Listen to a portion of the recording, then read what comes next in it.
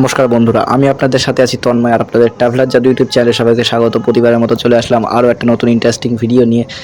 আজকে আমরা জার্নি করব দমদম থেকে ব্যারাকপুর পর্যন্ত। দমদম ব্যারাকপুর লোকালে, দমদম ব্যারাকপুর না, শিয়ালদা ব্যারাকপুর গ্যালোপিং লোকালে যে ট্রেনটা দমদম থেকে ছাড়বে, ছেড়ে একদম টিটাগড়ে দাঁড়াবে। আর এটা হচ্ছে শিয়ালদা ডিভিশনের সব থেকে দ্রুততম লোকাল ট্রেন। আর আপনারা টাইটেল অ্যান্ড থান্ডার দেখে এতক্ষণে বুঝেই গেছেন যে এই ট্রেনটা সব থেকে বেশি স্পিডে চলা ট্রেন। দেখা যাক কীরকম স্পিড নেয় না নেয় সব, তার জন্য আমরা রেখে যেতে হবে এখন দমদম স্টেশনে। আর গিয়ে ওই ট্রেনটাকে ধরতে হবে। ওই ট্রেনটা ঢুকবে দমদমে 7:40। যাই হোক, ওই ট্রেনটা ধরি আগে, তারপরে দেখছি দমদমে গিয়ে। তো যাই হোক বন্ধুরা, আমাদের ট্রেন এখন ছেড়ে দিল দমদম জংশন থেকে। আর আমাদের স্টেশনে ঢুকে দেখি ট্রেনটা দাঁড়িয়ে আছে 1 নম্বর প্ল্যাটফর্মে। তার জন্য আমি উঠে গেলাম, আর ট্রেনটা ছেড়েও দিল সাথে সাথে।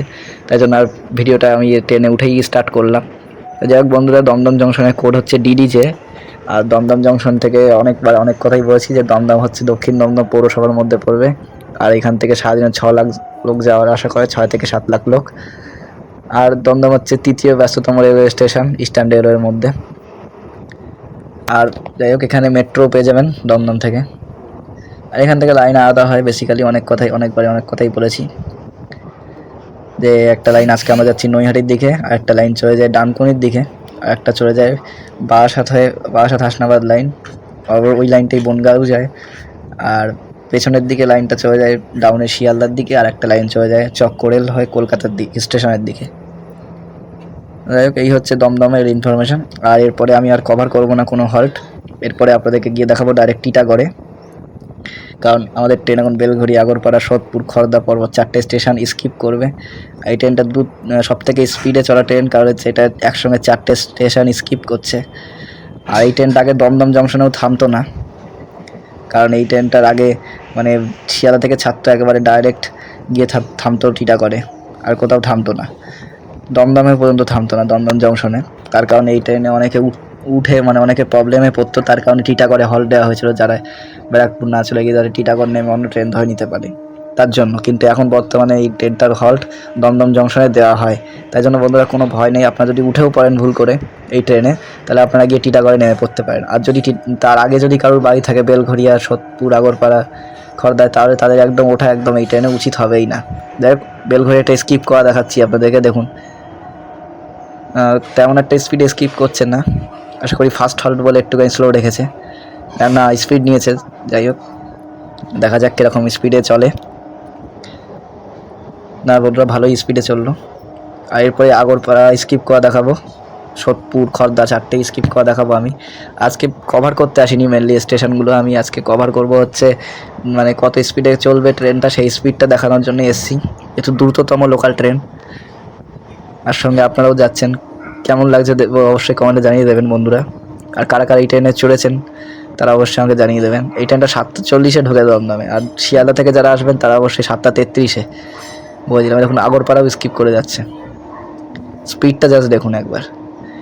অনেক লোকাল ট্রেন কিন্তু আছে যেগুলো গ্যালোপিং, সেগুলো কিন্তু স্কিপ করার সময় এতটাও স্পিড নেয় না যতটা এটা নিয়েছিল। স্পিডটা দেখুন, আর নিচের এই যে এই সাইডের রেলিংগুলোকে একবার দেখে একবার স্পিডটা জাস্ট আপনারা আন্দাজ করবেন যে কত স্পিড হতে পারে। যাই হোক, সোদপুরটা আসুক। সোদপুরে আমি ওই গেটে গিয়ে ভিডিও করব, অফ সাইডের গেটে, কারণ ওই সাইড দিয়ে দেখাবো সোদপুরে। আর সোদপুরকে বলেছিলাম না, সেই ভিড় হয় সব থেকে বেশি। আর এই যেহেতু এখন অফিস টাইম, এই দেখুন সোদপুরে ভিড়টা দেখুন। অফ সাইডের গেটে গিয়ে আমি কভার করছি, দেখুন ভালোই স্পিড। এই ভিড়ে এত লোক দাঁড়িয়ে আছে, সবার গায়ে ধুলো ছিটিয়ে দিয়ে বেরিয়ে যাচ্ছে আমাদের ট্রেন।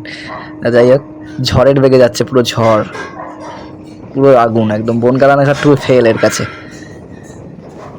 এই সারাদিনে একটা হলেও এটা ঝড়। আর কারা কারা চান যে এই লাইনে আরও গ্যালোপিং ট্রেন বাড়ানো উচিত, তারা অবশ্যই কমেন্টে লিখুন আমার। আর এই ট্রেনটা এটা আছে, ঠিকই আছে সব থেকে দ্রুততম লোকাল। আর বেশি ট্রেন বাড়ালে তখন আবার সমস্যা হয়ে যাবে, তখন এই ট্রেনটার কেস থাকবে না। যাই হোক, সব থেকে বেস্ট ক্রসিং হতে চলেছে আমাদের। হ্যাঁ ঠিকই, দেখুন অসাধারণ একটা ক্রসিং। ওই পাশে ওটা জেসপের রেক ছিল, জেসপের রেক, আইসিএফের কনভেনশনাল ছিল, কনভেনশনাল কী বলছি আমি। যাই হোক, খড়দা স্কিপ করা দেখিয়ে দিচ্ছি লাস্ট আপনাদেরকে। দেখি আপনাদের সঙ্গে গিয়ে কথা বলবো ডাইরেক্ট টিটাগড়ে। এখন বন্ধুরা, খড়দা স্টেশন, এটাও মোটামুটি ভালো স্পিডে স্কিপ করলো। আর যাক, দ্রুততম লোকাল যে কারণে বলছিল ট্রেনটাকে, সেটা বুঝতে পারলাম কেন বলছিল সবাই দ্রুততম লোকাল ট্রেনটাকে। আর এটাই সব থেকে বেশি স্পিডে চললো। আর এত কম সময়ের মধ্যে দমদম থেকে ব্যারাকপুর পর্যন্ত খুবই কম ট্রেনই আসে, কোনো ট্রেন আসতেই পারে না, এটাই একমাত্র ট্রেন, যার কারণে এরা মানে সব থেকে দ্রুততম লোকাল ট্রেনের 1 নম্বরে আছে শিয়ালদা ডিভিশনের মধ্যে বন্ধুরা। আর হাওড়া ডিভিশনে কোন ট্রেনটা এখন চলে সেটা আমাকে কমেন্টে জানিয়ে দেবেন সবাই। যাই হোক, টিটাগড়ে নেমে আপনাদেরকে দেখাবো।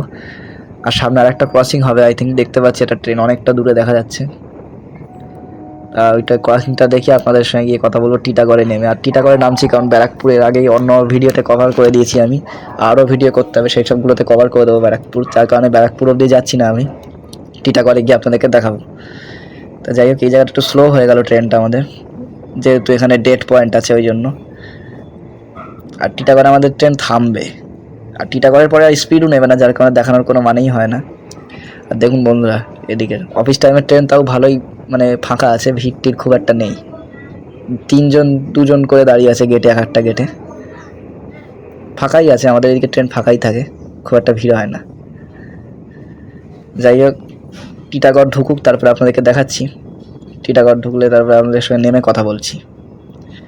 আর ভিডিওটা কাদের ভালো এতক্ষণ দেখছেন অবশ্যই ততক্ষণ লাইক করে দেবেন ভিডিওটাতে, কারণ আপনারা দেখেন লাইক করেন না ভিডিওতে। যাক বন্ধুরা, আমরা নেমে গেলাম ট্রেন থেকে এখন টিটাগড়ে, আর ভিডিওটা এখানেই শেষ করছি। আর আমাদের চ্যানেলটা অবশ্যই সাবস্ক্রাইব করে দেবেন এরকম ইনফরমেটিভ ভিডিও দেখার জন্য, সাবস্ক্রাইব করে বেল নোটিফিকেশন অন করে দেবেন, আর কমেন্টে জানিয়ে দেবেন এরপরে কোন রকম ভিডিও দেখতে চান। তো দেখা হচ্ছে নেক্সট অন্য কোনো ভিডিওতে। আর ততক্ষণ যেন ভালো থাকবেন, সুস্থ থাকবেন, আর আমাদের চ্যানেলের সাথে থাকবেন, পাশে থাকবেন। দেখ, বাই।